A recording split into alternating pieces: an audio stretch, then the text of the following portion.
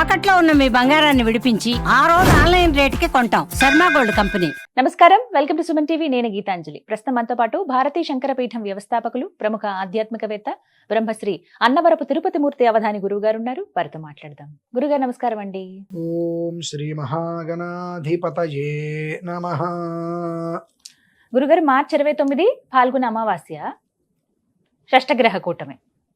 అందరూ అంటే ఎన్ని వీడియోస్ ఎన్ని రకాలుగా చూస్తున్నామో, ఆ రోజు ఇలా జరగబోతోంది, ఆ ప్రభావం ఇంకా నాళ్ళు ఉండబోతుందని చెప్పి మాట్లాడుతూ ఉన్నారు.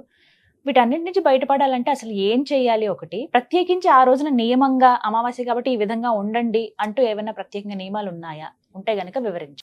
ఓం శివం శాంతం జగన్నాథం లోకానుగ్రహకారకం శివమేకం పరం వందే శికారాయ నమో నమః. ఈ శ్లోకమే చెప్పడానికి ఒక క్షణం ఆలోచించానమ్మా నేను. అంటే వేరే శ్లోకం ఒకటి వచ్చింది. మనకు కావాల్సింది ఇప్పుడు శాంతం. ఆయన యొక్క అనుగ్రహం లోకం మీద కావాలి. ఈ యొక్క వీడియోని నచ్చినా నచ్చకపోయినా తిట్టుకుంటూ అయినా సరే వినండి. తిప్పలు తప్పుతాయి ఖచ్చితంగా. మాకు అవసరం ఎదుర్కొంటే కర్మ అనుభవించండి. రెండే విషయాలు. తిప్పలు వచ్చేటువంటి తిప్పల నుంచి తప్పించుకోవాలనుకుంటే పూర్తిగా వీడియో విని ఆచరించండి. లేదంటే అంతకు మించి కర్మ అనుభవించండి. చెబితే వినకపోతే చెడితే చూడటం అని చెప్పి పెద్దలు అంటారు, కాబట్టి అర్థం చేసుకోవాలని చెప్పి చెప్తున్నా. మనకి ఇప్పుడు కావాల్సింది ఈశ్వరుడి యొక్క శాంతి స్వరూపం, అలాగే ఆయన యొక్క అనుగ్రహం లోకం మీద కావాలి. లోకము అంటే భూమండలం మొత్తం వస్తుందమ్మా. ఎందువలనంటే నేను భవిష్యం అనేటువంటి విషయం గురించి నేను మాట్లాడట్లేదు, కానీ ఒక చిన్న మంత్రం, ఆ మంత్రాన్ని అనుదినము ఒక 5 నిమిషాలు 10 నిమిషాలు ఎంత సమయం కుదిరితే అంత సమయం అనుకోవటం వలన రాబోయే 3 సంవత్సరాల్లో ఉండేటువంటి అత్యంత ప్రమాదకరమైన విపత్తుల నుంచి మనం బయటపడతాం. అంటే ఇప్పుడు ఈ సంవత్సరం దారుణాన్ని మనం చూడబోతున్నాం. భవిష్యం గురించి నేను మాట్లాడట్లా. అలానే రాబోయే 3 సంవత్సరాలు అనగా 1080 రోజులు ఖచ్చితంగా మనమందరము ఎంత జాగ్రత్తగా ఉంటూ చిన్న మంత్రం ఎంతగా అయితే అనుకుంటూ ఉంటామో అంతగా దీని నుంచి బయటపడి అనంతర జీవితాలు క్షేమంగా ఉంటాయమ్మా. లేని పక్షం ఇక లేని పక్షమే అవుతుంది. ఎవరిని భయపెట్టట్లేదు, ఎవరిని ఏ పూజ చేసుకోమని కూడా నేను చెప్పట్లేదు. ఈ షష్ఠగ్రహ కూటమికి సంబంధించింది మాత్రం ప్రాణం పోతుందన్నా సరే పోతే పోయిందని చెప్పి కామాఖ్య అమ్మవారి దగ్గరికి వెళ్ళి నమస్కారం చేసుకుని ఆరాధన చేసుకుని రమ్మన్నా. బట్ తర్వాత విషయాలకి మాత్రం ఈ పూజ చేసుకుంటే నేను ఎవ్వరికి చెప్పనమ్మా. ఇంట్లో తినేది అన్నము అనుకున్న ప్రతి వ్యక్తి కనీసం 10 నిమిషాలు 11 నిమిషాలు కేటాయించి నమస్మరణ చేసుకోవాలి. 1 2 ప్రతిరోజు శివాలయానికి వెళ్ళినప్పుడు ఆ శివుడి దగ్గరికి రాగానే నారాయణ అష్టాక్షరి మంత్రాన్ని మనస్సులో తలుచుకొని శివుని దర్శనం చేసుకోండి. నారాయణ అష్టాక్షరి మంత్రాన్ని తలుచుకొని ఈశ్వరుడికి నమస్కారం చేసుకోండి. అలాగే వైష్ణవాలయానికి వెళ్ళినప్పుడు ఈశ్వరుని తలుచుకొని అక్కడ నమస్కారం చేసుకోండి. ఎప్పుడూ కూడా యావత్ మొత్తం మీద జగత్తులో అత్యంత భక్తిపరుడు, నారాయణ భక్తిపరుడు, వైష్ణవ భక్తిపరుడు ఎవరయ్యా అంటే ఈశ్వరుడు. ప్రతి క్షణం నారాయణ తలుస్తూ ఉంటాడు. అలానే అంతటి శివభక్తుడు ఎవరయ్యా అంటే మళ్ళీ నారాయణుడు. శివాయ విష్ణు రూపాయ శివరూపాయ విష్ణవే శివస్య హృదయం విష్ణు విష్ణోశ్చ హృదయగుం శివ యథా శివమయో విష్ణు ఏవం విష్ణుమయ శివ. ఈ విషయం నేను చెబితే కొంతమందికి కోపాలు రావచ్చు. తినేది అన్నం అనుకుంటే కోపం వచ్చే వాళ్ళ విషయం మాట్లాడుతున్నానమ్మా. ఎందుకనంటే బ్రాహ్మణుడికి కావచ్చు, వైష్ణవుడికి కావచ్చు, ఎవరికైనా సరే మెడలో యజ్ఞోపవీతం వేసిన తర్వాత ఉపనయన సంస్కారం దగ్గర నుంచి వాడి కట్టె కాలే వరకు, చనిపోయే చివరి శ్వాస వదిలే వరకు సంధ్యావంతరం 3 పూట్ల చేసి తీరవలసిందే. ఆ 3 పూట్ల ఇదే వస్తుందమ్మా సంధ్యావందనంలో. ఇది ఎక్కడో వచ్చింది కాదు. బ్రాహ్మడిగా నువ్వు పుట్టిన తర్వాత, నీకు ఉపనయన సంస్కారం అయిన తర్వాత ప్రతి నిత్యము నువ్వు చేయవలసినటువంటి విధి సంధ్యావందనంలో శివాయ విష్ణు రూపాయ శివరూపాయ విష్ణువే శివస్య హృదయం విష్ణు విష్ణోశ్చ హృదయకం శివ యథా శివమయో విష్ణు ఏవం విష్ణుమయ శివ యథాంతరం నమస్యామి తథా మే స్వస్తిరాయుషి నమో బ్రహ్మణ్య దేవాయ గో బ్రాహ్మణ హితాయ చ జగద్ధితాయ కృష్ణాయ గోవిందాయ నమో నమః. ఇది సంధ్యావందనంలో 3 పూట్ల చేయవలసింది విధమ్మ. ఇది దీని గురించి ఎవరన్నా అనవసరం ఇదేంటి శివుణ్ణి విష్ణుమూర్తి కురుస్తాడా ఇది కురుస్తాడా అనేటువంటి వాడు ఎవరన్నా బుద్ధి లేని మనుషున్నాడంటే వాడు సంధ్యావందనం కూడా చేత కానీ అప్రాచ్యుడు అంతే. అంటే సంధ్యావందనం గురించి అవగాహన లేని వ్యక్తి మాత్రమే దీని గురించి మాట్లాడతాడు. అవగాహన ఉంటే ఒక నమస్కారం చేసి కనీసం ఏ రకంగా మేము చెప్పడానికి కొంచెం మొహమాట పడి ఉండొచ్చు, మొహమాటం లేకుండా కొండ పగలు కొట్టడం మొహం పగలు కొట్టడం మీరు చెప్పారు అర్థమయ్యేటట్టుగా అని చెప్పినా అనుకునే అవకాశాలు ఉంటాయి. ఎందువల్ల అంటే ఇది మీకోసమో నా కోసమో చెప్పట్లేదమ్మా. 3 సంవత్సరాలలో జరిగేటువంటి ప్రమాదాలు, విధ్వంసాలు, వినాశనాలు, భవిష్యత్ గురించి నేను చెప్పట్లా, కానీ జరగబోయేటువంటి వాటి నుంచి మనం బయటపడాలంటే పూజలు పునస్కారాలు చేసుకునే దానికన్నా ఒకే ఒక్క మంత్రాన్ని అనుష్ఠానం చేసుకోగలిగితే వీటి నుంచి 75% బయటపడతారమ్మా. ఎవరైనా చిన్న పెద్ద తేడా లేదండి.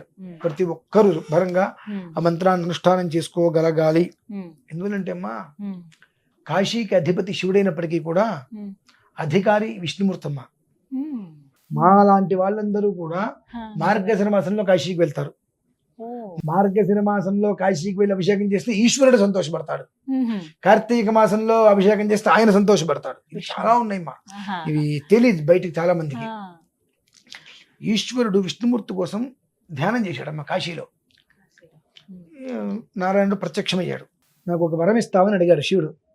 నీకు నేను ఇవ్వడం ఏంటి వరము, కాశీ ఖండమే నీది కదా, నీకు నేను వరం ఇవ్వడం ఏంటంటే కాశీ ఖండం నాది కావచ్చు, కానీ ఇక్కడ ఎవరైతే చనిపోతారో వారి చెవిలో నారాయణ శబ్ద స్మరణం, నారాయణ నారాయణ వాళ్ళకి వెంటనే మోక్షాన్ని ప్రసాదించమని చెప్పి అడిగాడండి. అక్కడ చనిపోయిన వాళ్ళ చెవిలో, అంటే ప్రతి మనిషి చెవిలోనూ కూడా నారాయణ నారాయణ చెప్తారు, కాశీలో కూడా అదే చెప్పాలి. కాశీ అంటే మన వాళ్ళకు విపరీతమైన పైత్యంతో శివశివ అంటారు చెవిలో. మామూలుగా ఎవరు వెళ్ళిపోయినా నారాయణ నారాయణ చెప్పి చెవిలో చెబుతూ ఉంటారు.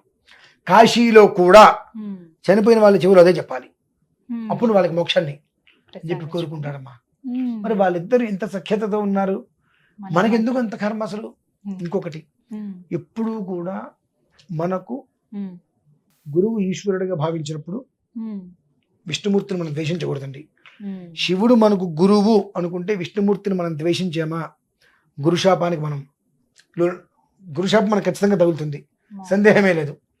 అలాగే విష్ణుమూర్తి మనకు గురువు, శివుణ్ణి నువ్వు ద్వేషించేవా ఆ విష్ణుమూర్తి యొక్క శాపం, ఆ గురు శాపం అంటారు. అది ఆ గురుశాపం అనుకున్న గొప్పతనం ఏంటంటే అమ్మా, బ్రహ్మ విష్ణు మహేశ్వరులు ముగ్గురు శపిస్తే ఆ శాపగ్రస్తుడు ఒక గురువు గారి దగ్గరికి వెళ్ళి, అయ్యా నా పరిస్థితి ఇలా ఉంది అంటే ఆ గురుగారు ఆ శాపం నుంచి బయటపడేస్తారమ్మా. గురువు అనే పదానికి అంతటి శక్తి. అలాగే ఒక గురువు నుంచి శాపం వస్తే బ్రహ్మాది దేవతలు ఎవరు కూడా, ఈ త్రిమూర్తుల వల్ల కాదండి, గురు శాపం నుంచి బయటపడేయటం. కాబట్టి ఏ పరిధిలో కూడా వాళ్ళిద్దరి మధ్యన భేదం లేదు. కాబట్టి ఆ భేదాన్ని మనం చూడకుండా ఉండటమే శ్రేయోదాయకం. అసలు ఇంతవరకు అంటే ఈ మంత్రానికి ఈ కథకి ఉందమ్మా అనుసంధానం. మీరు చెప్తా అన్న దానికి మీరు చెబుతున్నది ఏంటండి, అసలు దీని గురించి ఎందుకు వచ్చింది, మీరు ఒక మంత్రం అన్నారు కదా అని అనిపించవచ్చు. నేను చెప్పే మంత్రం ఏదైతే ఉన్నదో ఈ శబ్దం మొత్తానికి కూడా అది పూర్తిగా కూడా ఉపక్రమించేటువంటిది, అనుసంధానం పరిపూర్ణంగా ఉన్నది. కనుకనే నేను ఇది చెప్పడానికి మూలం. ఒకసారి అందరికీ వివరం చెప్తున్నాను, గుర్తుపెట్టుకోండి. 3 సంవత్సరాల వ్యవధి. ప్రమాదం అనేటువంటిది సముద్రం చెలియలు కట్ట మీద ఉన్నది, ఏ క్షణానైనా కట్ట దాటి లోపలికి రావచ్చు. భవిష్యత్తు అనేటువంటి విషయం గురించి ప్రబోధం చెప్పడం కోసమో దాని మీద కొన్ని విషయాలు చెప్పడం కోసమో ఇక్కడ నేను మాట్లాడట్లా. జరగబోయేటువంటిది ఉన్నది కనుక దాని నుంచి మనల్ని మనం కాపాడుకోవాలి అనుకుంటే ఇప్పుడు షష్ఠగ్రహ కూటమికి సంబంధించిన విషయంలో డబ్బు పోతే పోయింది, మనం నిలబడాలి అనుకుంటే కామాఖ్య అమ్మవారి దగ్గరికి వెళ్ళి ఆరాధన నిద్ర చేసిరండి. అక్కడికి అయిపోయిన తర్వాత ఈ 3 సంవత్సరాలు కూడా చాలా చిన్న మంత్రం అమ్మ. అది వీరిద్దరికి సంబంధించింది. శివాయ విష్ణు రూపాయ శివరూపాయ విష్ణవే శివస్య హృదయం విష్ణు విష్ణోశ్చ హృదయగుం శివ యథా శివమయో విష్ణు ఏవం విష్ణుమయ శివ అని చెప్పి ఆ శివకేశవులనిద్దరినీ కూడా ఒకే ఒక్క నామంలో అనువదించుకొని హరిహరాభ్యాం నమః, ఇదే మంత్రం. అండి. హరిహరాభ్యాం నమః, హరిహరులిద్దరినీ కూడా ఒకేసారి మనం ఉచ్చరించటం, అదే ప్రధానం. నాకు హరుడు కాదంటే నేను హరిని మాత్రమే ఆరాధిస్తాను, హరుణ్ణి ఆరాధించను, నేను హరుణ్ణి ఆరాధిస్తాను, నేను హరిని ఆరాధించను అనుకుంటే పాతాళాన్ని దొక్కేస్తారు భగవంతుడు. ఎందువలనంటే మాకు లేని నైషమ్యం, మీరు కలంకం మాకు పూస్తున్నారు కాబట్టి మాకు కలంకం పూస్తున్నప్పుడు ఆ కలంకం నుంచి మేము తప్పుకోవాలంటే నేను ఇబ్బంది పెట్టాల్సిందేగా, కాబట్టి తొక్కేస్తారు కిందకి. కాబట్టి ఓం హరిహరాభ్యాం నమః, ఈ ఒక్క మంత్రం యావత్ ప్రపంచాన్ని కాపాడుతుంది. నమ్మినా నమ్మకపోయినా అమ్మ, రోజుకి ఎన్నిసార్లు వాళ్ళ ఓపిక కనీసం 111 హరిహరాభ్యాం నమః 2-3 నిమిషాల్లో అయిపోతుంది. 2-3 నిమిషాల్లో అయిపోతుంది. కాదండి నేను ఒక 10 నిమిషాలు కూర్చుంటా అంటారా, 1100 సార్లు అవుతుంది. ఓం హరిహరాభ్యాం నమః, ఓం హరిహరాభ్యాం నమః, ఓం హరిహరాభ్యాం నమః, లేదా ఓం హరిహరాయై నమః. భ్యాం అంటాం వాళ్ళ కొంతమందికి నాలుగు తిరగవచ్చు. హరిహరాయై నమః, ఓం హరిహరాయై నమః అనేటువంటిది వాళ్ళ ఓపిక. వాళ్ళు ఒక 100 సార్ల 1100 సార్ల 2 నిమిషాల 11 నిమిషాల అనేటువంటి విషయాన్ని వాళ్ళు చూసుకోగలిగితే యావత్ ప్రపంచం మొత్తాన్ని కూడా మన సనాతన ధర్మం మనకు చెప్పినటువంటి ప్రమాణాలు ఏవైతే ఉన్నాయో ఆ ప్రమాణాలని ఒక్కసారి అనుసరించడం మూలాన యావత్ ప్రపంచం మొత్తానికి కూడా మనం చాటి చెప్పచ్చమ్మా. మన సనాతనం అంటే ఏంటి, మన ధర్మం అంటే ఏంటి, మన ధర్మంలో ఉన్న గొప్పతనం ఏంటి, మన దేవతల యొక్క మంత్రంలో నామంలో ఎంత గొప్ప శక్తి ఉన్నది అనేటువంటిది మొత్తం అన్ని లోకాలకి ప్రపంచం మొత్తానికి మేము చాటి చెప్పడానికి కూడా ఇది ఒక అవకాశంగా కూడా మనం భావించవచ్చు. 29 ఆ రోజు నుంచి ప్రారంభించుకోవాలండి. 29 ఉగాది నుంచి ప్రారంభం అంటే 30 ఉగాది నుంచి ప్రారంభం చేసుకొని 3 ఉగాదులు దాటే వరకు ఇదే విధానాన్ని అనుసరించడం అనేటువంటిది సర్వదా శతధ సహస్రధ అనేకధ అపరిమితధ శ్రేయోదాయకం. ఎవరిని ఏ కారణం చేత నేను భయపెట్టట్లా.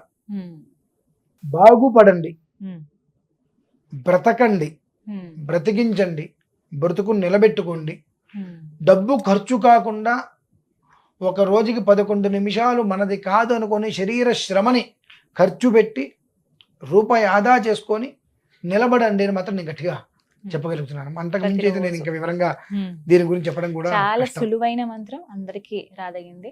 మీ నోటి ద్వారా విన్నాం కాబట్టి ఇదే గురుముఖంగా నేర్చుకుని ఉగాది నుంచి ప్రారంభిస్తాం. రోజు నిత్యం ఎక్కడున్నా ఎటువంటి సర్వకాల ప్రయాణం చేసుకుంటుండండి. అంతేనా? అది పారాయణ చేయటం మనకు ఎప్పుడైనా శ్రేయోదాయకం. అంతే. పనులు చేసుకున్నప్పుడు, ప్రయాణంలో ఉన్నప్పుడు, ఆఫీస్ లో ఉన్నప్పుడు, స్కూల్లో ఉన్నప్పుడు 10 నిమిషాలు టైం దొరికింది. ఎక్కడైనా ఓం హరిహరాభ్యాం నమః, ఓం హరిహరాయ నమః, ఓం హరిహరాయ నమః, ఓం హరిహరాయ నమః అని. లేదు అనుకుంటే హరి ఓం నమః శివాయ, హరి నమః శివాయ, హరి నమః శివాయ. ఇందులో గొప్ప ఓం నమః శివాయలో 8 అక్షరాలు అంటే మీరు నమ్ముతారమ్మా? పంచాక్షరి కదండి, కాదా? మనం అదే అక్కడే ఉంటాం ఇప్పుడు కూడా. ఓం నమః శివాయ అంటే శివకేశవులు ఇద్దరిని కూడా ఏకకాలంలో మనం పలికినటువంటి పుణ్యం. ఎట్లా? అకార ఉకార మకార ఇతి అంటాం. అకార ఉకార మకారం దేనికండి? ప్రత్యేగానందం బ్రహ్మ పురుషం ప్రణవస్వరూపం. అకార ఉకార మకార ఇతి తానేకధా సమభరత్ తదేతదోమితి యముక్త్వా ముచ్యతే యోగి జన్మ సంసార బంధనాదు. ఓం అనేటువంటిది 3 అక్షరాలు కలయికమ్మ. అకార ఉకార మకారాలు కలిస్తే ఓం, అవి 3 అక్షరాలు. నమః శివాయ 5 అక్షరాలు, వెరసి అష్టాక్షరి. అర్థమైంది. ఈ అకారు ఉకారం అకారం అనేటువంటి ఓమిత్యగ్రే వ్యాహరేతు అనేటువంటి ఓం అనేటువంటి పదానికి అకారు ఉకారం అకారాలు అనేటువంటి 3 వస్తాయని చెప్పి నారాయణ అష్టాక్షరి నారాయణ ఉపనిషత్తు ఈ నారాయణ ఉపనిషత్తులో ఈ అష్టాక్షరికి సంబంధించిన దాంట్లో త్రియక్షరిగా ఏముంది ఇక్కడ త్రియక్షరి అనేటువంటి పదం మనకి ఎక్కడి నుంచి వచ్చింది ఓంకారం దానికి 3 అక్షరాలు ఏమొచ్చని చెప్పి అందులో సుస్పష్టంగా చెప్పబడి ఉందమ్మా. దానికే ఇది మనం చెప్పినటువంటి కలుపుకోవాలి. ఇంతకన్నా గొప్ప యోగం తెలుసా? నారాయణాయ అంటే ఏంటమ్మా? ఓం నమో నారాయణాయ అంటే ఓం నమో నారాయణ 8 అక్షరాలు 8 ఓంకారానికి 3 9 10 11 ఈశ్వర సంఖ్య 11 వాళ్ళిద్దరికీ ఎక్కడ భేదం లేదు కనిపిస్తుంది కదమ్మా. మనమే చేస్తున్నాం మనమే. వారిద్దరిని కలిపి ఎందుకంటే మనకు తెలియకుండా మనం చేసుకునేటువంటి విధానాలు ఇవన్నీ కూడా దానివల్ల పాపాలు కూడా మనకే వస్తున్నాయి. కనుక చక్కగా హరి నమ శివాయ హరిహరాయై నమ ఆ శివకేశవులనిద్దరిని కలిపి హరిహరాయై నమ ప్రధానం. ఈ విధంగా ప్రతిరోజు ఎంత స్మరిస్తే అంత నూనెకి నెయ్యికి వ్యత్యాసం లాగా మన జీవితం కనిపిస్తుంది. ఇది చేయటం వలన మనం చేసుకున్న పాపం మొత్తం నేతిలాగా అక్కడే ఉంటుంది, పుణ్యం మొత్తం నూనె చుక్కలాగా విస్తరిస్తుందమ్మా. ఒక బకెట్ నీళ్ళల్లో వేడి వేడి నేతి చుక్క వేయండి, ఏమవుతుంది? అక్కడే ఉండిపోతుంది, వెంటనే విస్తరించదు. అంత 2 నేతి చుక్కలలో పోస్తే గడగడ చక్కడే ఉండిపోతుంది కదలకుండా. వేడి నూనె పోసినా మామూలు నూనె పోసినా ఒక చుక్క నూనె పోస్తే బకెట్ మొత్తం విస్తరిస్తుంది. ఈ ఒక్క విధానాన్ని అనునిత్యం అనుకోవటం వల్ల ఈ 3 సంవత్సరాలలో పాపం మొత్తం కూడా ఒక్క చోట వచ్చి ఆగిపోతుంది, పుణ్యం మొత్తం విస్తరిస్తుంది. ఆ పుణ్యం మొత్తం విస్తరిస్తున్నప్పుడు ఈ పాపం మొత్తం కూడా మూలకి వెళ్ళిపోతుందమ్మా. అంతటి పుణ్యం మనకు ఇచ్చేటువంటి వరప్రదాయిని ఆ మంత్రం. అంతకుమించి మీరు ఈ పూజ చేసుకుని డబ్బులు ఖర్చు పెట్టుకుంటే మనం చెప్పట్లా. హరిహరాయై నమః అనేటువంటి ఒక్క ఈ 2 అక్షరాలతో 2 నామాలతో ఉభయత్ర క్షేమంగా ఉండమని మాత్రం ప్రార్థిస్తున్నా. చాలా చక్కగా వివరించారండి. సులువైన మంత్రం, అందరూ చేసుకోదగ్గదే. రోజులో ఒక 10 నిమిషాలు కేటాయిస్తే చాలు. అంతే. ఉగాది నుంచి ప్రారంభించాలి. తప్పకుండా గురుగారు, ధన్యవాదాలండి. పరమేశ్వర.